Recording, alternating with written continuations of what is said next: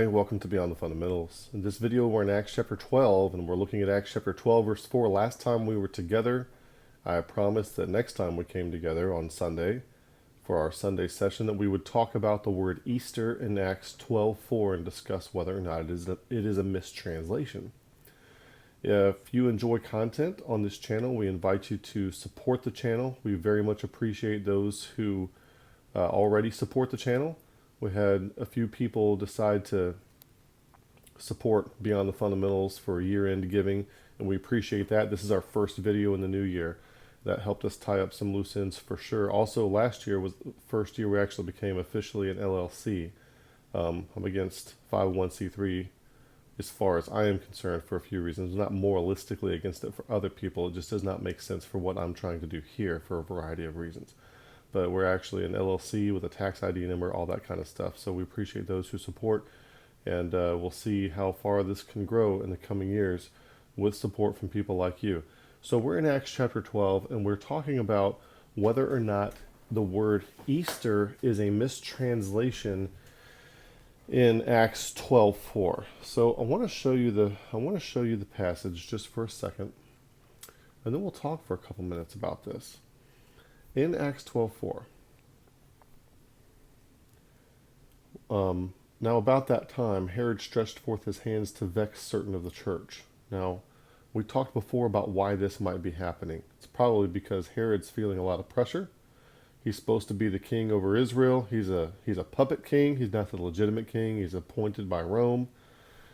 And so Herod Agrippa is the king, and Christianity has spread outside of Judaism now. So after Cornelius got saved, a lot of Syrians up in Antioch started getting converted too, back in chapter 11. So when this was just like a Jewish problem, like a new flavor of Judaism was taking over Judaism, nobody outside of Judaism cared. But when this new flavor of Judaism started, which also had its own, God-man, Jesus Christ, rather than Caesar, that kind of stuff. When this starts spreading outside of Judaism, this becomes a problem. This becomes a political problem. And Herod probably felt pressure like he had to do something about it. One of the things, and I'm saying that because the text doesn't come out and say that, but it doesn't take much to read between the lines to kind of feel out the political tensions and figure out what was probably going on behind the scenes. So Herod stretched forth his hands to vex certain of the church, and he killed James, the brother of John, with a sword. So James Zebedee is out. He is gone. And because he saw that this pleased the Jews, he proceeded further to take Peter also. Then were the days of unleavened bread. And when he had apprehended him in prison, so Peter isn't dead yet, right? He delivered him to 4 quaternions of soldiers to keep him, intending after Easter to bring him forth unto the people. Now, there's this big controversy going on between Bible versions, and for some reason, this controversy is moralistic and is not neutral ground. Like if you look at any other kind of thing, like what's an English translation of Alexander Solzhenitsyn's work, you're not going to have a lot of people moralistically saying, well, I like this one over the other one, or it's morally correct to have one or the other. But for some reason, when the Bible version issue comes up, people get very moralistically indignantly self-righteous. And there is some forms of ideology that form around this. So what I want to do is kind of break some of this down. There are different categories of differences between the Bible versions. And some of those categories are innocuous. And some of them are a big deal. All right? Here's what you got to understand. If you are King James only, or if you don't care, or if you are anti-King James only, what you need to understand is that there are some places where the versions differ based solely on a good faith disagreement over how something should be rendered. And we need to be able to acknowledge where those are, okay? Now, I happen to think, and I'll tell you my opinion of this issue, and I'll show you why for a few reasons, but I think Easter is a wise choice here. And there's obviously a lot of thought that goes into this. It's amazing what some people will say about this. Like those, stupid King James translators didn't know what they were doing. These guys who spoke 17 languages fluently didn't know what they were doing, like Sir Lancelot Andrews. Obviously, they didn't know what they were doing. This is not a sloppy error. This is a difference in opinion, okay? When it comes to the word Easter in Acts chapter 12, verse 4, let's see, where do I start with this? Let's go ahead and look into it. If you double click on the word Easter, you come up with this word Pascha, Pascha, okay? The Passover, the meal, the day, the festival, or the special sacrifices connected with it. Easter or Passover. Now there are a few things going on here. The word Pascha. Every other time the word Pascha shows up in the Bible, it is translated as Passover. So it might lead a person to think that because of uniformity of translation that we thus necessarily must also translate this as Passover. But there are some clues in the text here that show us that this occurrence of the word Pascha needs to be differentiated from the other ones, okay? And the King James translators were wise in recognizing this difference, okay? Now, if it comes to uniformity in translation, when Martin Luther translated his Bible into German, he translated every occurrence of the word Pascha as Easter. Every occurrence as Easter, right?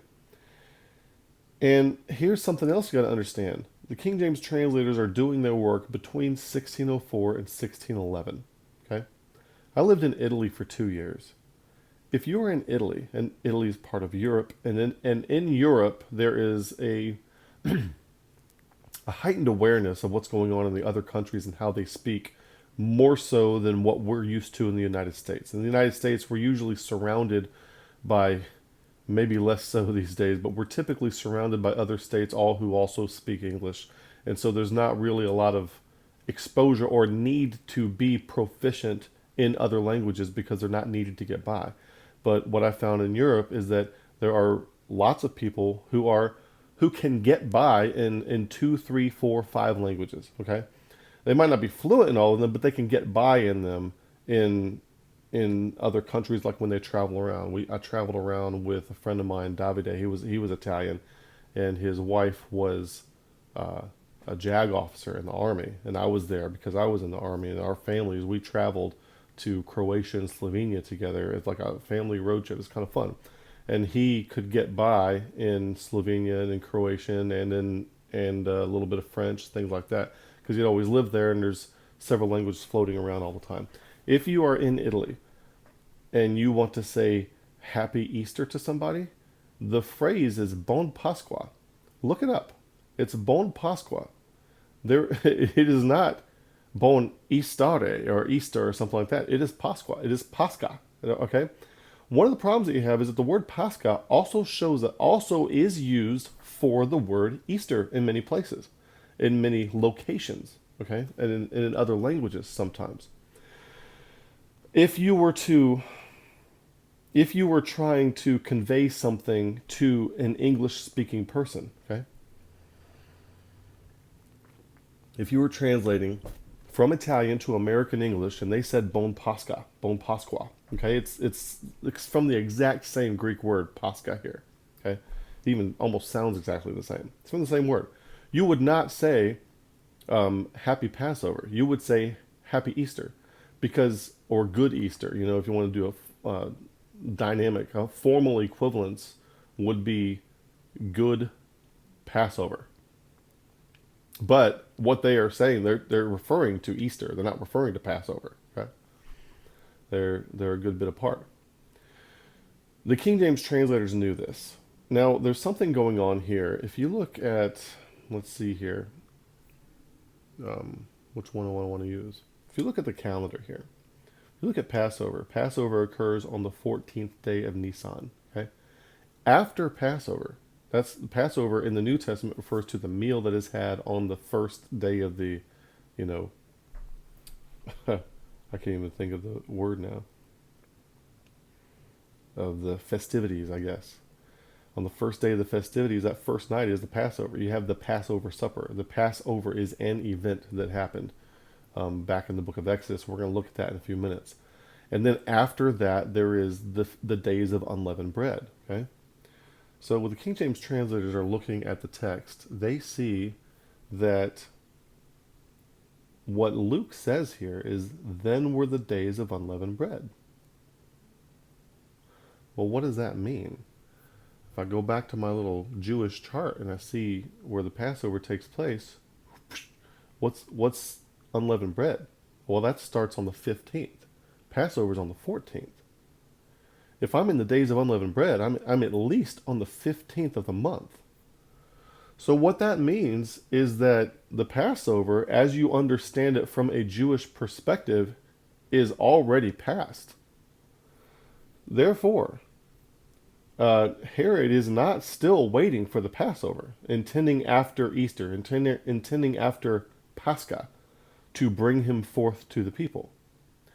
He's not waiting a whole nother year until Passover comes back. Okay? What he's waiting for is probably the pagan festival of Ishtare, which, like, as it has modified, is still called by Italian-speaking people today. I happen to know firsthand, Pascha. It's still called Pasqua by Italian-speaking people. So if you are a European, you're a King James translator, and when you see Pascha here, you would probably understand that it's probably meant here the same way an Italian person would say Pasqua, which to an English-speaking person would be Easter, not Passover. Okay? Now, the King James translators were smart enough to figure that out. They're trying to tell you, by giving it a different label, they're trying to tell you that Herod, yes, the word is the same. They're trying to tell you that, yes, Herod is waiting for something else to happen, because we know that Passover is already done since unleavened bread. They're in the days of unleavened bread, which means Passover is past. He's not waiting for what you would call Passover. He's waiting for something else. So the King James translators made the decision to put in what the translation of Pascha would be if you were to, the other way it might be used, okay? Which an English-speaking person would understand Easter to be something that follows the week after, rather than on Passover. So you might call that a formal equivalence or a dynamic equivalency, as opposed to a formal equivalency.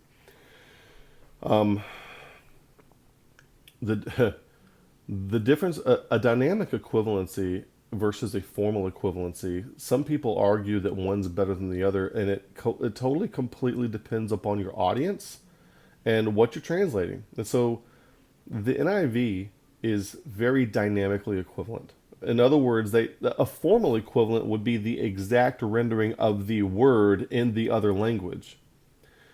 Well, sometimes the exact word does not convey the thought correctly into the other language. And so they get the phrase, and then they reinterpret the phrase into something that a person in the other language in a different culture would understand as closely as possible. For example, if somebody came and knocked on my door right now, and I wasn't interested in what they're saying, I might say, man, get lost, right?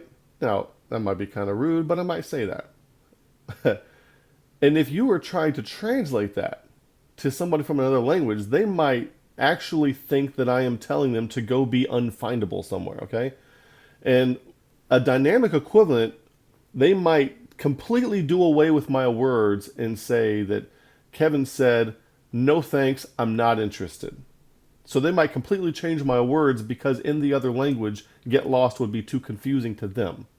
So I'm going to dynamically, or if I were to say, hey, go jump in a lake, something like that. Sometimes figures of speech or things like that, they don't, especially in a different culture where they don't have the same figures of speech.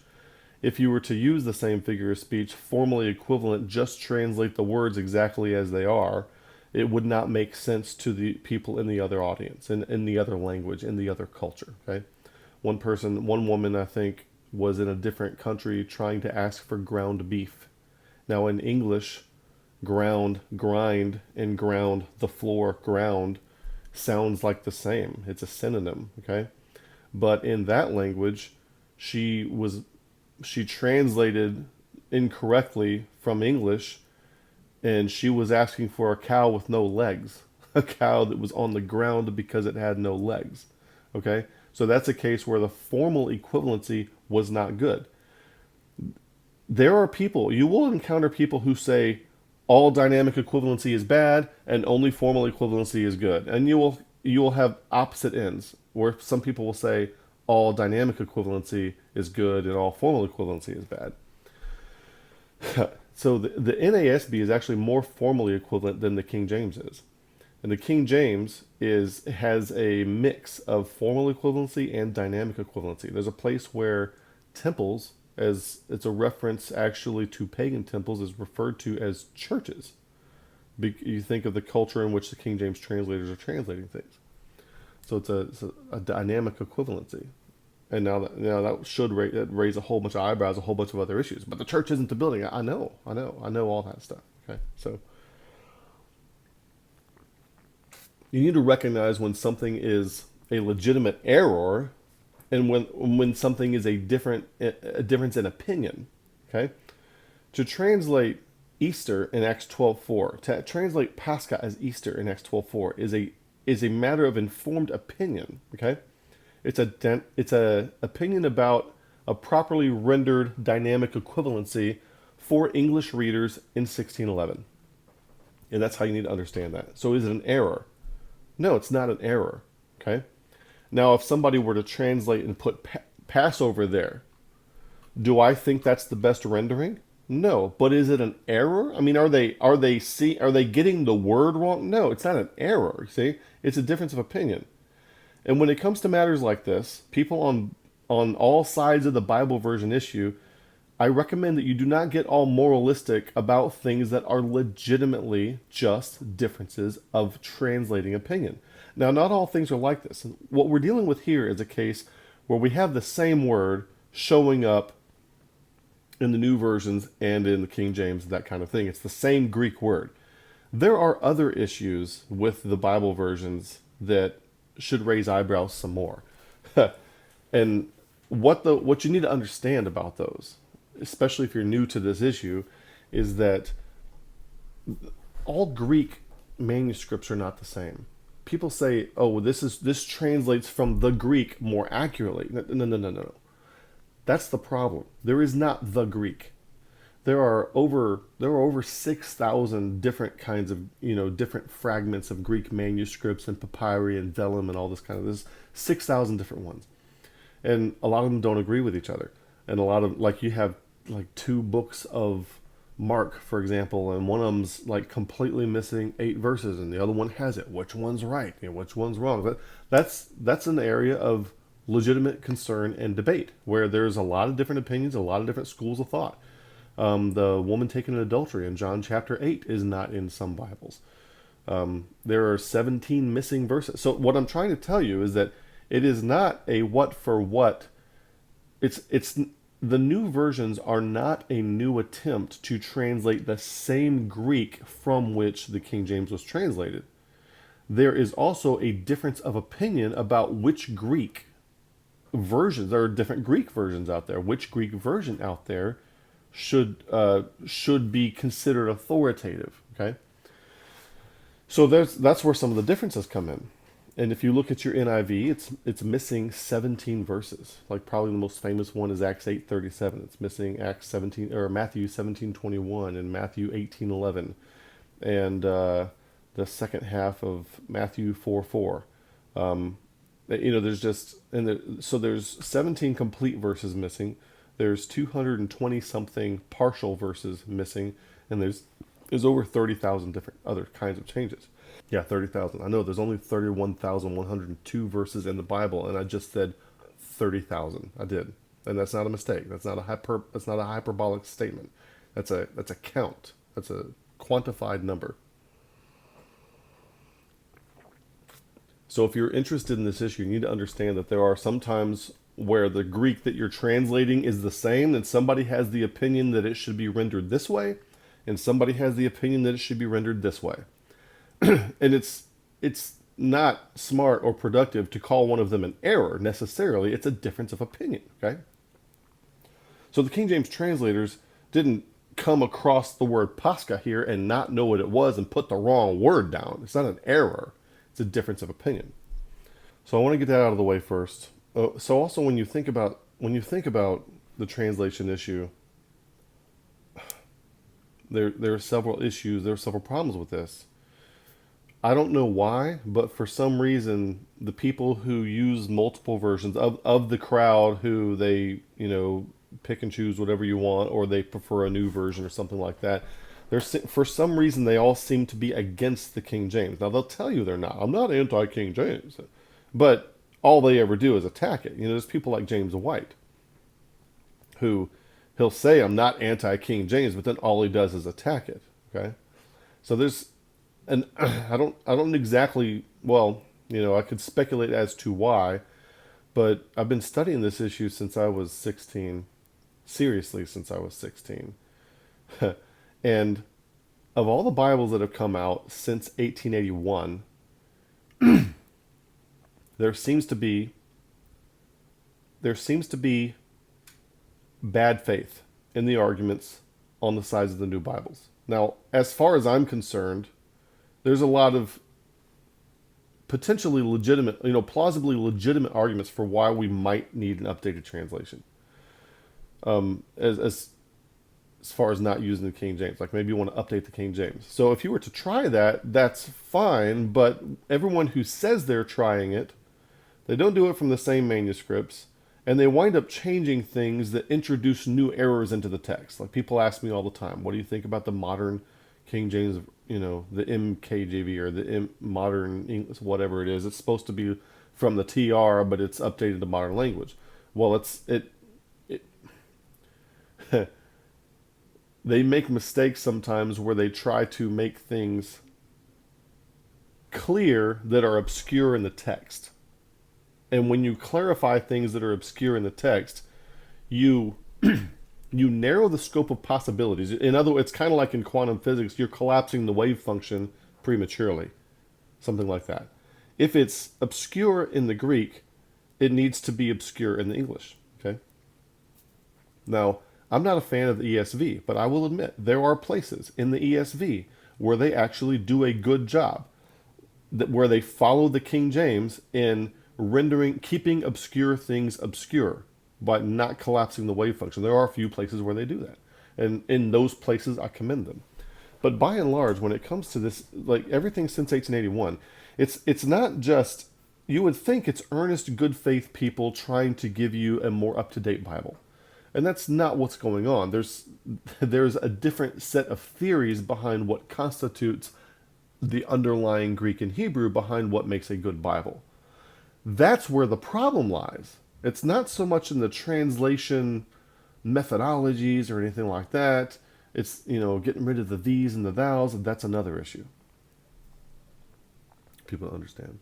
So there's an underlying Greek and then there's a theory. There's, Westcott and Hort, when they were coming up with the revised version in 1881, they came up with this theory called the Lucian recension theory, where all the stuff that Adamantius Origen had removed in Alexandria, Egypt from 1881 to 254 AD, they had to basically come up with a backstory it wasn't removed from there, it was actually added to the other ones. And the other ones are over 5,000 in number.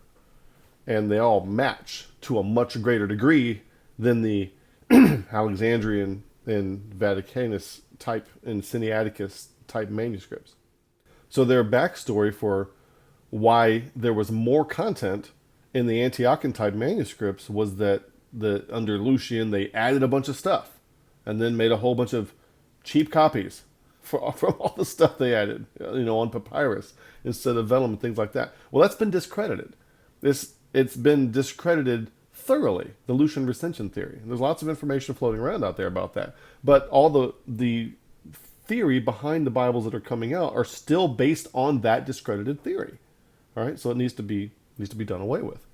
And then in Nestle's 28, like 400 readings from the TR got added back into Nestle-Aland New Testament version 28, which have not made it into the English Bibles that are supposedly translated from it. They're still coming from 27, not Nestle-Aland 28. So that's kind of interesting. There's some things going on. It's fishy. It's fishy stuff going on, and there seems to be a lot of bias and malicious intent. And for whatever reason, the people who are against the King James, they are like rabid dogs, and they will latch on to any argument, no matter how bad it is. And if anything says the King James is stupid because XYZ, they'll jump onto it. So if you were to Google errors in the King James Bible, something like that, on the first page you would probably get Acts 12:4. And the unthinking, ideologically possessed, paradigmatic, formulaic, programmed NPC would take that argument and just parrot it without looking into it at all. They would re-render it as an error, and they would follow all the same arguments. The King James translators are stupid. They made this error. They didn't know how to translate the word Pascha, that kind of thing. They just repeat. They just keep repeating it. And whenever this issue comes up, you see people bring up Acts 12:4. Well, if you think the King James Bible is stupid, Acts 12:4 is not a good reason for thinking that. Okay, none of the arguments around Acts 12:4 against the King James are good arguments at all. Now, as a person who tries to conduct good sense making, that does not mean automatically, from a sense making perspective, that makes all the rest of the King James great necessarily. I'm just telling you that in that verse, because that's the verse we're on, doing a verse by verse study through the book of Acts. We happen to be in Acts chapter 12, and that's the verse that we're on. And I said that we would talk about this, so we're talking about this. What I would like you to do, what I like people, if you're outside the King James camp, don't be moralistic about your opinions about it. Okay, I think some of these people got exposed to one or two, rabid King James onlyists, and then they got a bad taste in their mouth, and now they have some kind of vendetta against them. All right, whereas some of us who have been nourished from the King James in ways that we can't be from the other versions, we have no intent. I've been studying this issue since, fairly seriously since I was 16. I've never been in the camp that you can't get saved out of the other versions, that you're going to go to hell if you read the NIV. I've never been that way. Never been that way.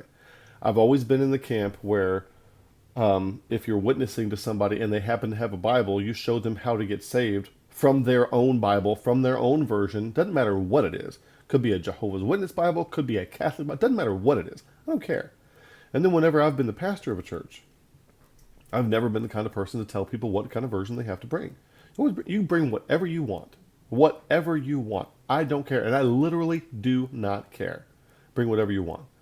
And still, the issue comes up and people get angry and frustrated, but because I use and believe it and am nourished by it, some people feel like they have to do something against me. And I've had quite a few people come out officially against me in church settings and in Bible study settings and in Italy and in Florida, several places. And every single time someone has chosen, and I've never been the attacker on this, I've never been the instigator on this. I'm just a person who happens to read, use, believe, and be nourished by the King James Bible, while I am also, just like I always do, people say, why do you only use the King James? I don't use, look, you've been in my Bible studies, there's the ESV, there's the New King James, there's a CSB, there's a Septuagint translation there's the NIV, and we had the NASB up here too, I thought. Yeah, that's the NASB 95 update. Yeah, we'll use anything. We use them all. Yeah, we use them all. They're right there. I just used them. Okay. So people say you only use the King. No, I don't. I just use the other ones, and I do all the time. We're constantly, so using is not the issue. Preference is not the issue. I actually have a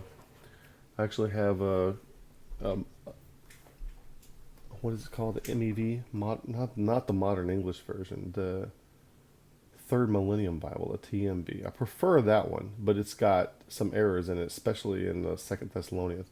So I don't I don't use that one, but I prefer it. So it's not a preference thing, and it's not the only one that I use. And so anytime, the cool thing though about the Third Millennium Bible is that they retain the King's English, like the these and the thous, and the reason for that is because there are certain things like if you have a pronoun that starts with a T, like thee or thou, it's always personal and or singular, something like that. If you have a pronoun that starts with a Y, like ye or you, it's either impersonal or plural or a combination of the two. So there's a distinction there.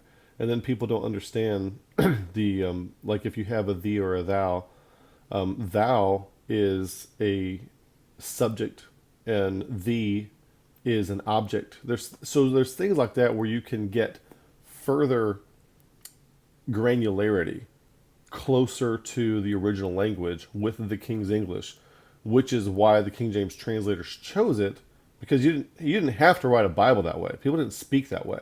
It's not an outdated way of speaking. It was a formalized way of speaking, and they chose it on purpose because it overcame some of the linguistic impoverishment of vulgar English, if you will. Okay, and it gives more options to match the Hebrew and Greek. But all the people that have ever come against me on this issue, first of all, they have been the aggressor, not me, and they have always lied about me and about the issue. Now that tells me something.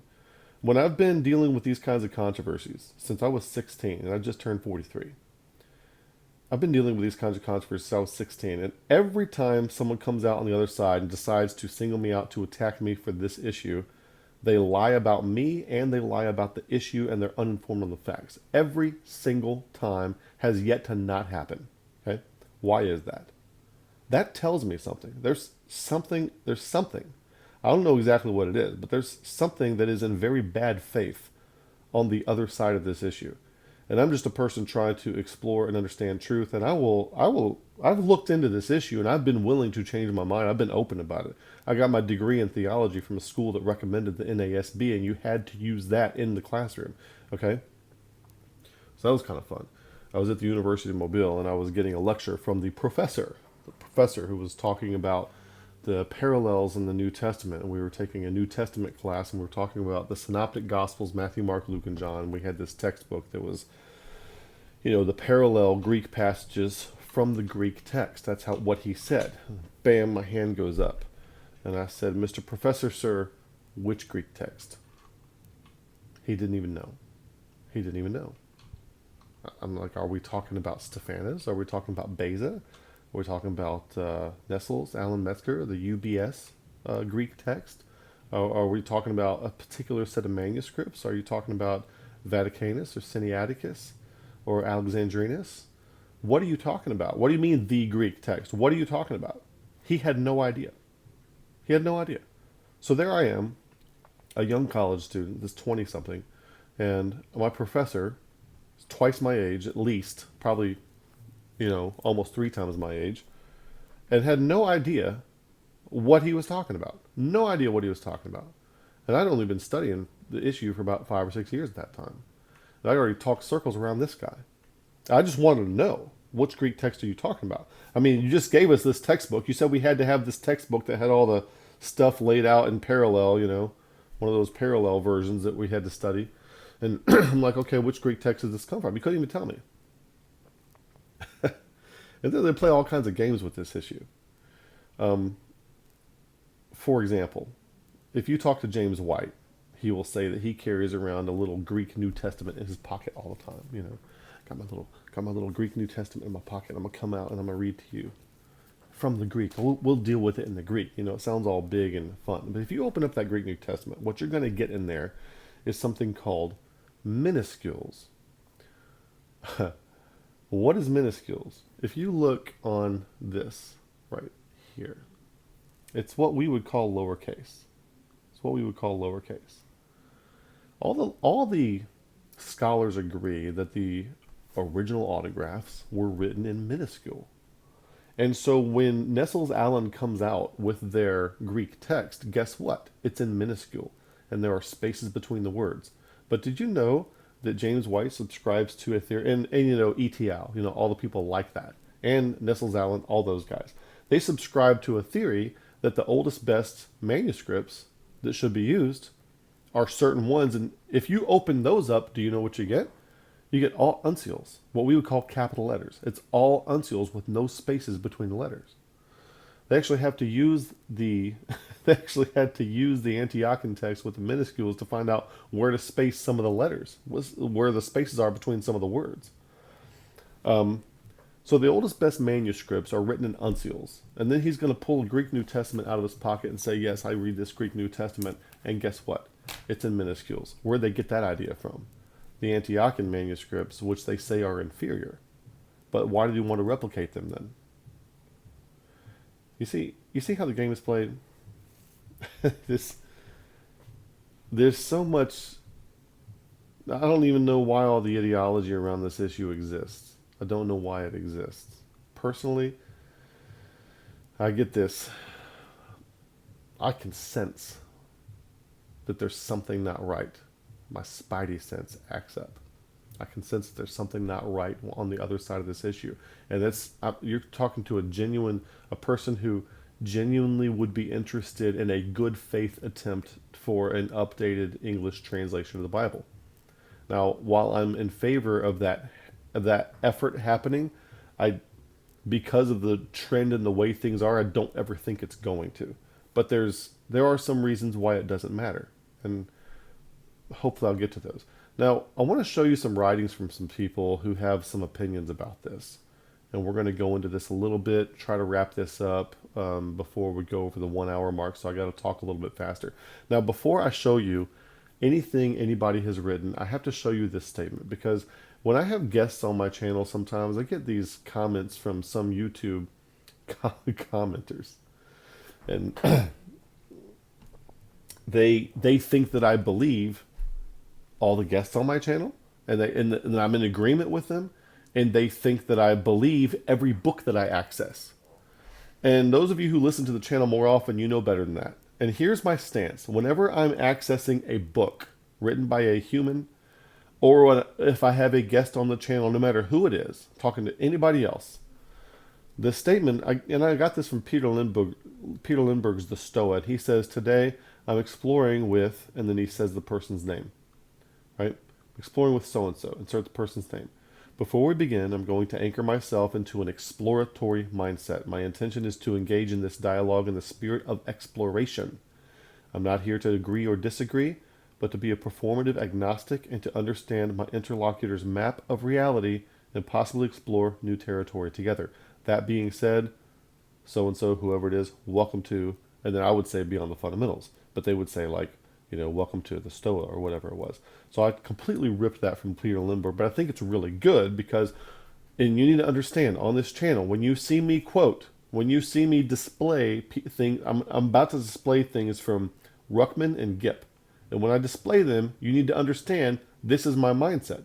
I'm treating them like an interlocutor, like I would treat anybody else. I neither agree nor disagree, but I want to hear what they have to say. Okay? Somebody, accused me of worshiping John Vervaeke because I had him on the channel. And he's the same. And it basically is just people weaponizing everything that they can to try to discredit you because they don't like your ideas and they cannot deal in the arena of substance. So Ruckman has some interesting things to say. "Understand, as I'm quoting these people, this is my approach toward the authors of the citations that I'm about to share with you. Do not misrepresent me and pull me out of context." In his commentary on Acts chapter 12, verse 4, by the way, people ask me for commentaries that are non-Calvinistic all the time. I think Ruckman he's a divergent thinker compared to where he is embedded during his lifetime. He's still moralistic and ideological, and that shines out to me now more than it did years ago. But that would answer that question. You can get some non-Calvinistic stuff from Ruckman. Get his commentary; his commentaries are available on Kindle. Okay. After Easter, this is Peter S. Ruckman, his commentary on Acts in chapter 12, verse 4. He says, "The Holy Spirit has thrust himself into the AV committee of 1611 and said, right, Easter was a Roman holiday which Herod observed as religiously as any Babylonian priest observed it in 1,000 years before Christ was born. The feast of the Passover matched this pagan feast every few years, and since Herod was a Roman, the Holy Spirit has pointed out for you the Catholic feast which Rome substituted for the Passover." Now, here's some interesting historic information here. This was the bone of contention between the eastern and western branches of the church before AD 800, and it was a bone of contention between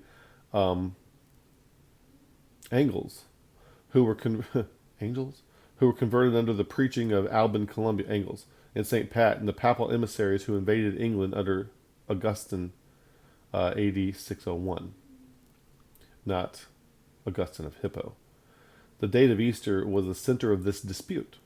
So there was a dispute over the date of Easter. And to my understanding, the Eastern Orthodox Church still celebrates Easter a week off from when we celebrate it here in the West.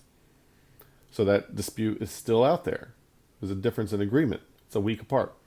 Since that time, Easter has been on Sunday every year to match the pagan feast, the pagan day of celebration fixed for Ishtar, Astarte, and Ashtoreth, although the Passover dates would change from year to year. You see, the Holy Spirit didn't die after writing the original manuscripts. He has this in quotations. He knows church history a good bit better than the revision committees of 1881, 1901, 1946, 1952, and 1963. Ignorance of the relationship between Easter and the Pascha is what prompted the outburst of indignation at verse 4. To those still ignorant of this bunny-colored egg day, the Holy Spirit has pointed out the Roman connection. You didn't really need the word Passover inserted anyway, for the words, the days of unleavened bread, occur in verse 3. And then he points you to see Exodus 12, 2 through 8, and comments in that commentary to give you the Jewish designation. Easter is the Roman designation, and Herod was a Roman. John R. Rice's comment, therefore, that Easter was not known to anyone at this time, but is just some more of the same old balloon juice. When in doubt, throw out 100% of the blameless scholars' OUT out. If you're not familiar with Ruckman, he's got a colorful way of talking, and it's... some people say it's vitriolic. I'm highly entertained by it. I'm very entertained by the way Ruckman writes and speaks.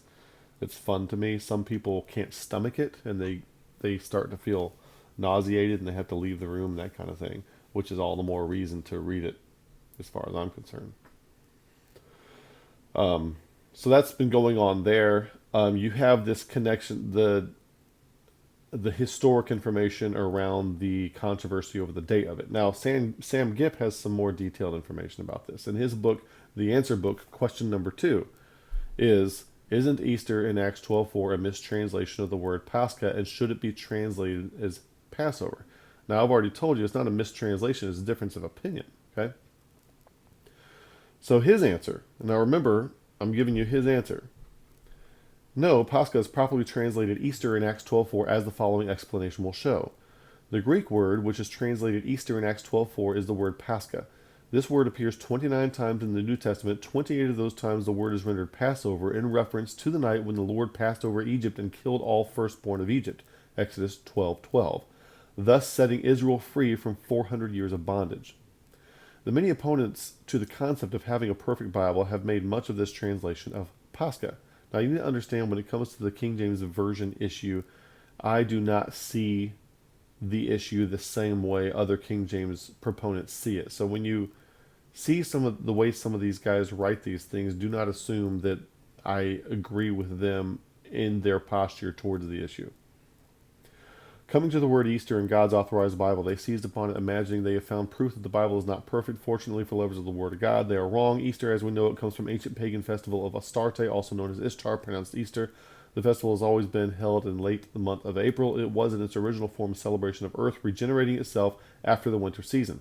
The festival involves celebration of reproduction. For this reason, the common symbols of Easter festivities were both the rabbit and the egg. Both are known for their reproductive abilities, and the center of attention was Astarte, the female deity. She is known in the Bible as the Queen of Heaven, Jeremiah 7:18, 44:17-25. She is the mother of Tammuz, Ezekiel 8:14, who was also her husband. These perverted rituals take place at sunrise on Easter morning, Ezekiel 8:13 through 16. From the references in Jeremiah and Ezekiel, we can see that the true Easter has never had any association with Jesus Christ.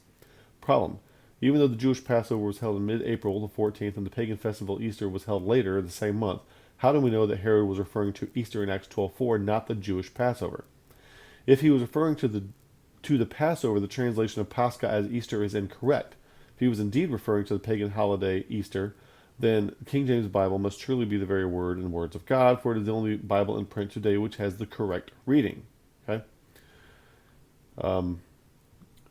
Now, I would not go so far as to say that if a Bible has Acts 12:4 correct, that means that proves the whole thing is therefore the Word of God. Now, I'm not saying it's not. I'm not saying the King James Bible isn't the Word of God. I'm just saying that would not be a good argument for it, in my opinion. So you can kind of see this moralistic stuff creeping in on all sides of this issue. To unravel the confusion concerning Easter in verse 4, we must consult our final authority of the Bible. The key, which unlocks the puzzle, is found not in verse 4, but in verse 3. Then were the days of unleavened bread. To secure the answer that we seek, we must find the relationship of the Passover to the days of unleavened bread. We must keep in mind that Peter was arrested during the days of unleavened bread. Our investigation will need to start at the first Passover. This was the night the Lord smote of the firstborn of Egypt, and the Israelites were instructed to kill a lamb and strike its blood on the two side posts and upper doorposts. Let's now see what the Bible says concerning the first Passover and the days of unleavened bread. Now, there are 3 more of these slides. And so he points out that there is a day that is the Passover. Then there is 7 days of unleavened bread that follow that day. The first day is in Holy Convocation. Okay? In the first month, on the 14th day of the month, you shall eat unleavened bread until the 1 and 20th day of the month. And the first of those days is referred to as the Passover. Numbers 20, and I'm skipping over some of these things for time, but you can look this up, obtain a copy of this book. I think it's free online in several places. Numbers 26, 16 through 18, and the 14th day of the first month is the Passover of the Lord, and the 15th day of this month is the feast. 7 days shall unleavened bread be eaten. So the Passover is the first day. The feast of unleavened bread are the days that follow. And the first day shall be a holy convocation. Ye shall do no manner of servile work therein. In verse 16, we see that the Passover is only considered to be the 14th of the month. On the next morning, the 15th, begins the days of unleavened bread. Now, it could be that loosely someone's referring to the entire Feast of Unleavened Bread, the whole 7-day thing, as the Passover, And so you could say that in Acts 12:4, and if somebody said that and translated Pascha as Passover with that in mind, I don't think that's correct, but I also don't necessarily think it's an error. It's a difference of opinion. And I wouldn't say the person is immoral and doesn't think God knows what he's talking about if they happen to have that opinion. I don't think that's a constructive way to approach that. He goes on, Deuteronomy 16. He talks about it. 7 days shalt thou eat unleavened bread therewith. Deuteronomy, we see that the Passover is sacrificed on the first night. 2 Chronicles 8:13, even after a rate every day, offering according to the commandment of Moses on the Sabbaths and on the new moon, solemn feast 3 times a year, and the feast of unleavened bread, and the feast of weeks, and the feast of tabernacles. Wherever the Passover was kept, it's always preceded the feast of unleavened bread. In 2 Chronicles 30, some Jews were unable to keep the Passover in the first month, were allowed to keep it in the second, but the dates remained the same. So they killed the Passover on the 14th day of the second month, and the priests and Levites were ashamed and sanctified themselves and brought in the burnt offerings into the house of the Lord and the children of it, and it goes on. Ezra 6, 19 and 22, the children of the captivity kept the Passover upon the 14th day of the first month, and kept the feast of unleavened bread 7 days with joy. So it talks about them separately, okay? So if you look at Scripture, we see that the concept, the Passover, is the day, the 14th of Nisan. The days of unleavened bread follow the Passover. So if the days of unleavened bread are happening in Acts 12:3, Passover is already gone, okay? It must also be noted whenever the Passover is mentioned in the New Testament, the reference is always to the meal to be eaten on the night of April 14th or Nisan the 14th. Not the entire week. The days of unleavened bread are never referred to as the Passover. It must be remembered that the angel of the Lord passed over Egypt one night, not 7 nights in a row. And then he goes on to explain some of the stuff that we have already explained. So, and that shows you the thinking behind the King James translators there. They see that it's days of unleavened bread. They've already spent a lot of time in the Old Testament. They understand there's Passover, then there's the days of unleavened bread. So they're like, this rendering of the word Pascha, it must be different from the other ones. We need to find a way to distinguish it. So they did, which I think is the appropriate move. Vine's complete expository dictionary of the Old and New Testament words. And this is my notes that I got out of my olive tree. I mean, I typed this now. I copied and pasted this from Vine's complete expository dictionary. And then I made a little comment here. So what Vine says is the term Easter is not of Christian origin. It is another form of Astarte, and one of the titles of the Chaldean goddess, the Queen of Heaven. Now, this is Vine. This is not Ruckman. This is not Gip. This is Vine's. Everybody thinks Vine is great. He's part of the Jinn, okay? He's gated institutional narrative. He's not even a divergent thinker, and he's saying this.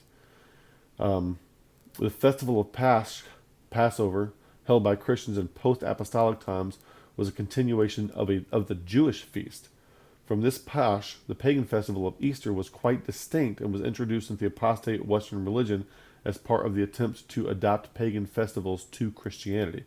And after that adoption had already occurred by the time the King James translators were there, and you have people in Italy going around saying Bon Pasqua. They're using the word Pasqua, Pascha. They're using that for Easter. Okay, so to an English person, the word Easter in Pascha, for Pascha in Acts 12:4, is the correct dynamic equivalency to put there to understand that it is not Passover he's waiting for. It's something that comes afterwards. There's a lot, and so I think these are my notes here. There's a lot of information packed into one paragraph. Notice the author, W.E. Vine, a trained classical scholar, theologian, expert in ancient languages, and author of several classical Bible helps, tells us Easter isn't a Christian or directly biblical term, but comes from the name of Astarte, a Chaldean and Babylonian goddess known as the Queen of Heaven. She is mentioned by that title in the Bible in Jeremiah 7:18, 44, 17 to 19, 25, and referred to in 1 Kings 11:5 and 33, and 2 Kings 23:13 by the Hebrew form of her name, Ashtoreth. So Easter is found in the Bible as part of the pagan religion God condemns. Some people will say, Easter is not in the Bible. Well, Ashtoreth is in the Bible, and that's Astarte, Ashtoreth. That is in the Bible. Queen of Heaven is in the Bible. And so it is. There it is. It's a pagan holiday. The thing that we call Easter and do it on, some people say Happy Resurrection Sunday. They refuse to say the word Easter, and I understand why. I do not believe in getting all wrapped around the axle on that kind of stuff, but I do believe in understanding the difference. I have a couple of URLs down here. This one no longer works, and this one down here takes you to the Encyclopedia Britannica entry for Herod Agrippa, which is mildly interesting information. So this stuff, this chart, I find it to be very helpful. I got this chart from this guy named Gavin Finley, who's a medical doctor from endtimepilgrim.org. I haven't been to that site in years, so I don't know if it's still going or what. And his videos are, he's got this accent and he talks like this and explains things very slowly. And you have to listen to him discuss the 86 metatonic moon cycles that transpire during the 7 years of Daniel's 70th week. That kind of thing. That's how he talks. Interesting. So if it's still there, go check out his stuff if you want to see more charts like this. He got a lot of charts on end time stuff. And again, I'm not saying I endorse everything he does. I'm just saying that there's a lot. He's done a lot of research. And if you want to go check it out, go check it out. I thought that this chart was great, so I have ripped it, but I am telling you where I got it, and I'm telling you where to go get more of his stuff if you want to. Now, I want to tell you something about uniformity in translations. When somebody wants to argue stupidly about the Bible version issue, they will use a uniformity of translations argument. And what does that mean? That means what they're trying to tell you is that every time a word shows up, it should be translated the same way every time it shows up.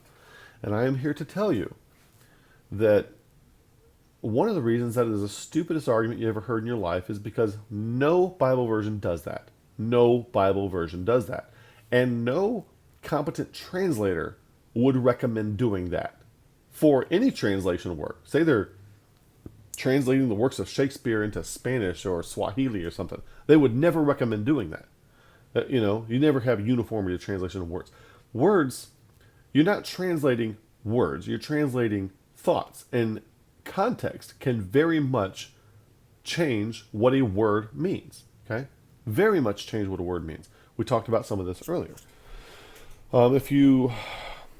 The Shakespeare play Julius Caesar, when Mark Antony gets up and friends, nobles, countrymen, he says, "Surely these were honorable men." Well, in the context, honorable means the opposite of honorable, but you only know that from the context.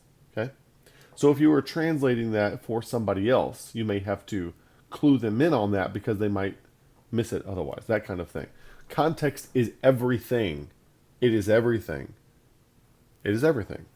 So if you're, oftentimes I'm dealing with Calvinists, and they will try to make big deals out of words, just like individual words, like a single word has an entire systematic theology behind it. By the way, that is how they think.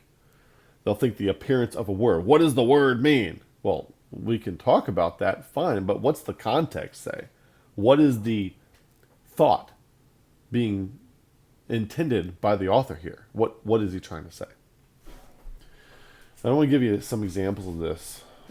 In English, uniformity of translation, is that a good idea? I want to get you to think about something that is an auto-antonym. But before we do auto-antonyms, just think about the word pupil for a second. Pupil. Would you translate the word pupil into other languages the exact same way every time it shows up? No, you should not, because in English it might mean part of your eye, or it could mean a student, okay? So if you were translating into a different language, you might want to find out what the word pupil having both of those meanings. It might not have this. The word in the other language might not have both of those meanings. So you got to find out what the different words are, okay, in the other language. And then therefore, every time you say the word pupil, sometimes it might be part of the eye, sometimes it might be a student. So you're not going to translate it uniformly every time it shows up. And anybody who argues for that is endeavoring in an exercise of futility for no good reason. A good example of this is something called an auto-antonym. In the English language, we have auto-antonyms. You have synonyms, homonyms, and then antonyms. Homonyms are words that sound alike. Synonyms are words that mean the same thing but sound differently. And an antonym are words that mean the opposite of each other, like good and bad, or up or down, those kinds of things. An auto-antonym is one word that means something and that something's opposite at the same time. And the only thing that determines what that meaning is the context of how it's used. Okay? So an auto-antonym or an antonym, also called a contronym, that's the one I'm reading right there. Trying to highlight that for you. Also called a contronym or an antagonym, among other terms, is a word with multiple meanings of which one is the reverse of another. For example, the word cleave can mean to cut apart or to bind together. Abhor that which is evil, cleave to that which is good, or cleave asunder, okay? It can mean both things. Context is key. You would not translate that the same way every time necessarily into another language. This phenomenon is called enantiosemy or enantionymy, antilogy or autantana.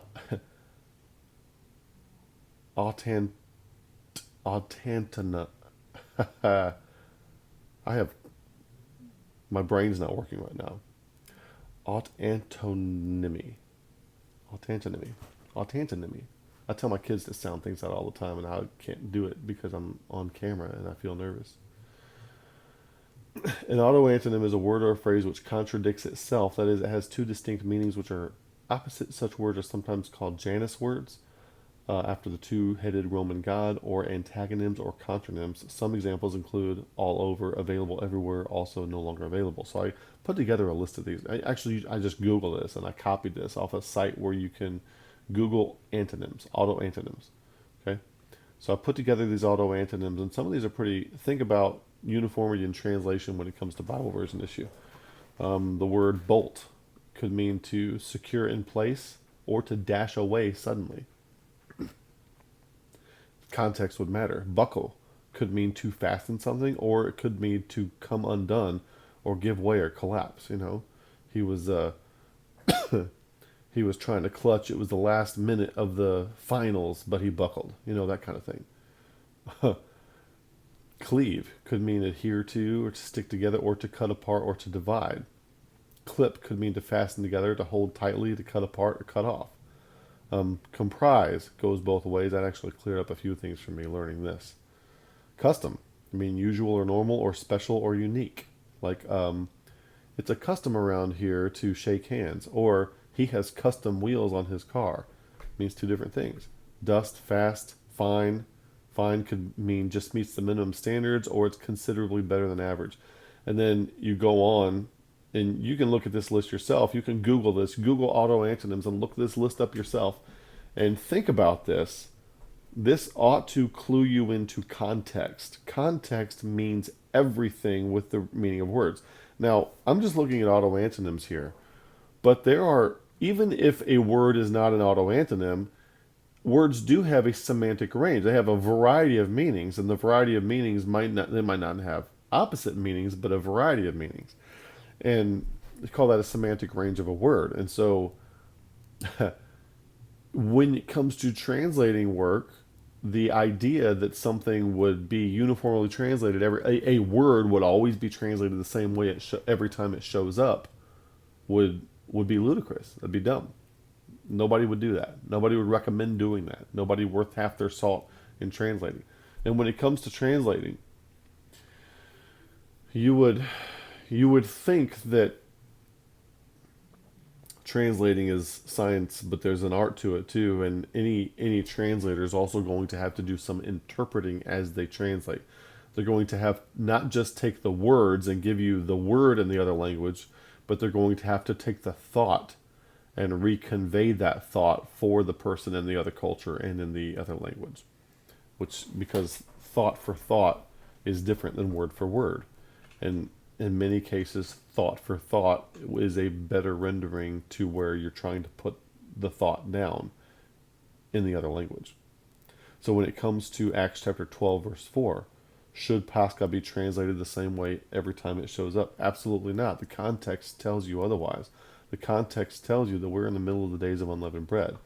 But I still want to encourage everybody, when it comes to this Bible version issue, I want people to be less moralistic about this and kind of more forgiving and more understanding of the different opinions that are out there. And don't be so against people who use the King James Bible. It's like everybody who uses they've all got something to prove, and they all went to they got the same lame arguments from the first 3 pages of any Google search against the King James that anybody can do, and they're just repeating all those arguments, all of which have been debunked, okay? There's something to this, but I also want to say, as we are here out of time, that the Bible version issue, it should come a point in time when it kind of doesn't matter, even here on earth. And I'm probably going to get myself in trouble for saying this kind of thing, but this is especially relevant and salient in my mind when it comes to the issue of the 4 kinds of knowing, because what we understand is that propositions, words, they are the currency of knowledge. They are very necessary. That when I start talking about the 4 kinds of knowing, there are some idiots out there who think that I'm against propositional knowing. I'm not against it at all. I communicate using propositional knowing. Everything that I say is propositional almost. So you cannot, as a human, one of the things that separates us from the animals is the capacity for propositional knowing.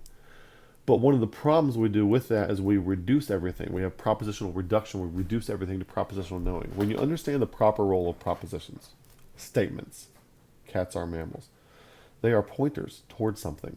And the only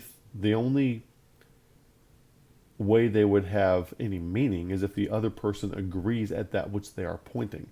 Jordan Peterson, before having this explained to him in his new book, used the issue of a floor. The word floor is a pointer toward something that everybody understands. We all agree on generally what a floor is if you use the word floor. He uses that example in his book. If you were to say the word floor to somebody who doesn't speak English and didn't understand it, it would not mean anything to them. Words are pointers pointing at something. The words in the Bible are pointers pointing at something. Problem with Christians is that we get too moralistically caught up with the pointers themselves and are not looking at that to which they are pointing. Now, I happen to think that these words are the most accurate pointers at the thing. And it's like the difference between looking through a window at something, and I know I've said this before on the channel, but it's like the difference between looking through a window at something that's on the other side, which is what the Bible is intended to be, versus looking at it. And the people who are all concerned with the Bible version issue on either side of it, on any side of it, however many sides there are, typically what I find is that they're more concerned with the window than on figuring out how to look through it. Okay, and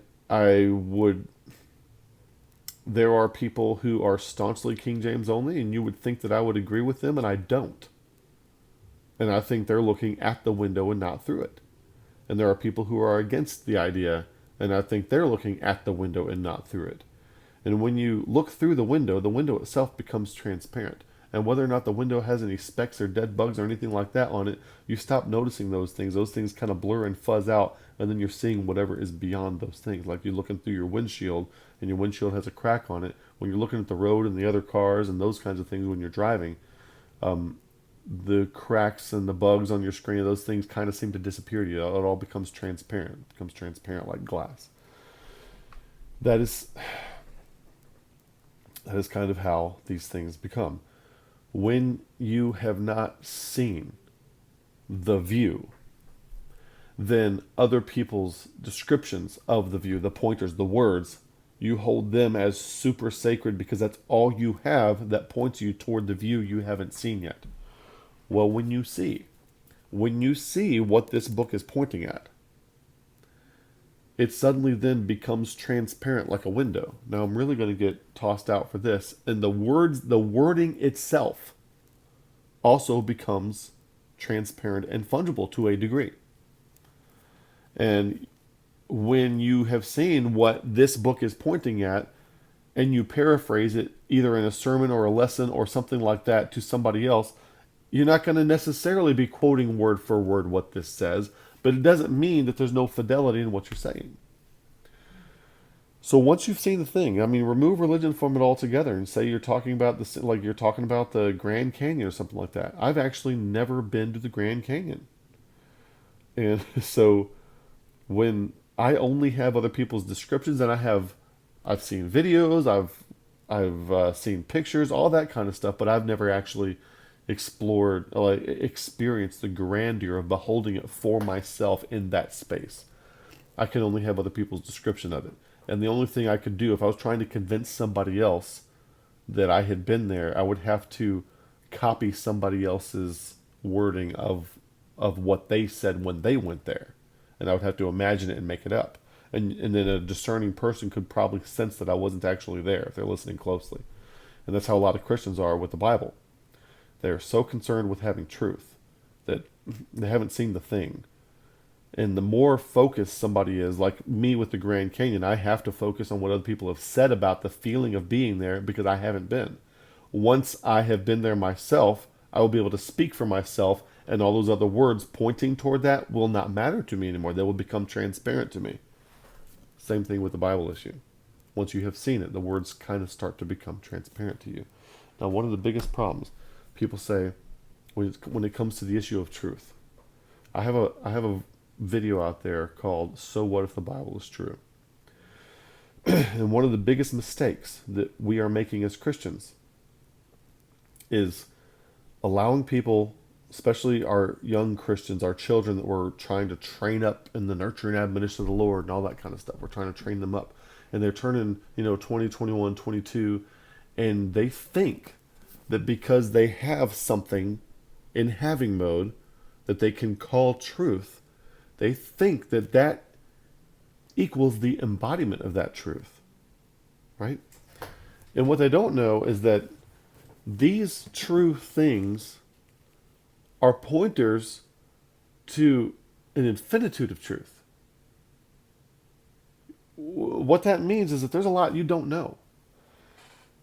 What would really have helped me, when I was 20, 21, 22, instead of being convinced that not only did I have the truth, but I was following the correct way and we had the correct beliefs and I had been trained to make correct decisions. I had a formula. I had a formula that told me what to do in my life, when to do it, why to do it, what to avoid. I had a formula that I was following. And I thought that following that formula equaled wisdom. And it was the opposite. It was the absolute opposite of wisdom. And when the Bible says, be sure your sin will find you out, I used to think that that was like, wrong, nefarious things that I had done, seeking pleasure and things like that. And I had no idea that the sin that would find me out would be missing the mark. Missing the mark. That's and then in order to hit the mark, you need to know what the mark is. Well, I didn't know what the mark was, right? So you can't hit the mark if you're missing it. What I needed when I was 21, 22 was not somebody to indoctrinate me, to tell me I had the truth and all the answers right here. It's not about the answers. And if you think it's about answers, you're misoriented and unwise as it is. What I needed was a very healthy appreciation of what I didn't and couldn't possibly know. I needed to enter life in explore mode, in curiosity mode, in cautious mode. I entered young adulthood thinking that I had been equipped with everything I didn't know because I was following a Christian ideology which had all the correct answers. And I had a grip of the truth. And I have an appreciation of what I didn't know. And because of that, I did not realize the impact of the unwise choices that I would make while following the formula. And the sin that found me out was making choices in accordance with Christian religious fundamentalism in a formulaic way. Following the rules, doing all the stuff that I thought was exactly right, came back to bite me. Those chickens came home to roost. And it was bad. It's bad. It's transformative, though. It's very eye-opening. Helped me see things in a new way. Something John Vervaeke passed along when he was on the channel. He's like, don't tell me what you think is true. Show me how it has transformed you. Show me how it has transformed you. And to all the Christians out there, you think, well, I've got the true version of the Bible. The Bible's true right here. I don't care. I do not care. I want you to tell me how it has transformed you for the better. And I don't want virtue signaling or posturing or any of that stuff. I'm talking about genuine transformation where you once did not embody wisdom and now you do. Now, if you can show me that, I am suddenly interested. But if you just want to moralistically tell me how much truth you can hold in your hand, I don't care. And it's not helping you at all. And the fact that you think that having truth and having mode is helping you, you're missing the mark. And it's going to come home. It's going to bite you in the tail one day too. All right? You need to have a healthy appreciation of what you don't know. You need to have an appreciation that the words in this book, while they are true, they are pointing to an infinitude of truth. Our minds are finite. We need to have an appreciation of that infinitude, of the sacred infinite. There's so much we don't know that you need to get. You need to get a healthy appreciation of how much you don't know and how much you can't know and how much you will die not knowing. And then approach life with caution and learn how to make better choices. Don't follow formulas, and it should follow on from there. So I hope this has been thought-provoking somewhat for you to make you think about a few things. You may disagree with a lot of what I've said here, and that's fine. But I hope it has at least been thought-provoking to the point where some wheels are turning in your head to where maybe you're considering your approach toward, like your posture toward what you consider to be true, and is it transforming you? You know, who cares if you have a strong opinion about whether or not, the word Pascha in Acts 12:4 should be rendered as Passover or Easter? What's that doing for you when you go to work, or when you're at the grocery store, when you're talking with your friends, when you encounter strangers? What is that doing for you? You know, how is it helping your capacity for agape? How is that being strengthened? How's that coming along? How's your capacity for making good choices in situations where somebody else couldn't dictate to you what that choice was? How's that coming? How are you at that? Okay, I want to know how that's going. I don't really care. I don't care. I don't care what you think about Acts 12:4. I don't care, and it doesn't matter to you either. You may think it matters. It doesn't. It doesn't matter. Thanks for watching. May the Lord bless you, and good day.